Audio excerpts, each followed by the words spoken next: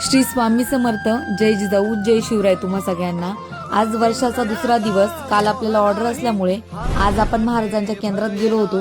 केंद्रात जाताना पहिल्यांदा आपल्याला स्वच्छ पाय धुवून मगच केंद्रात प्रवेश करायचा असतो. वटवृक्षाचा आशीर्वाद घेऊन आपण वटवृक्षाला फेरे मारली आणि मग आपण केंद्रात जायला निघालो. केंद्रात मध्ये मोबाईल अलाउड नसल्याने आपण केंद्राच्या बाहेरच्या काही क्लिप्स ऍड केलेल्या आहेत, त्या तुम्ही नक्की बघा. केंद्रात प्रवेश केल्यानंतर स्वामी चरित्राचा काही भागही केंद्रात दिलेला आहे. त्यामध्ये स्वामींचा जन्म एक एक अध्यायाचं उल्लंघन करून दाखवलेलं आहे. ते बघून आम्ही त्यानंतर गजानन महाराजांच्या मंदिरात जायला निघालो.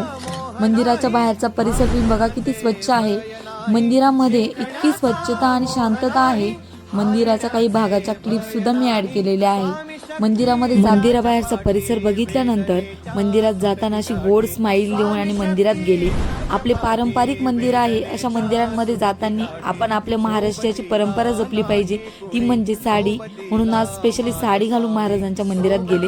तर मी कशी दिसती हेही मला सांगा, आणि तुम्ही कधी या मंदिरात गेलाय का गजानन महाराजांच्या, तेही सांगा. गजानन महाराजांचं मंदिर तुम्ही मंदिराचा परिसर बघू शकता, अतिशय सुंदर आहे आणि इतकं स्वच्छ मंदिर आहे की तुम्हाला खूप आवडेल. तुमच्या मनाला खूप शांतता भेटेल या मंदिरात गेल्यावर.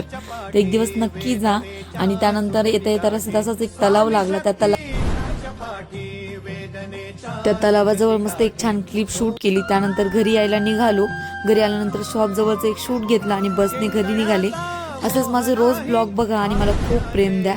थँक्यू. उद्या भेटूया नवीन ब्लॉगमध्ये.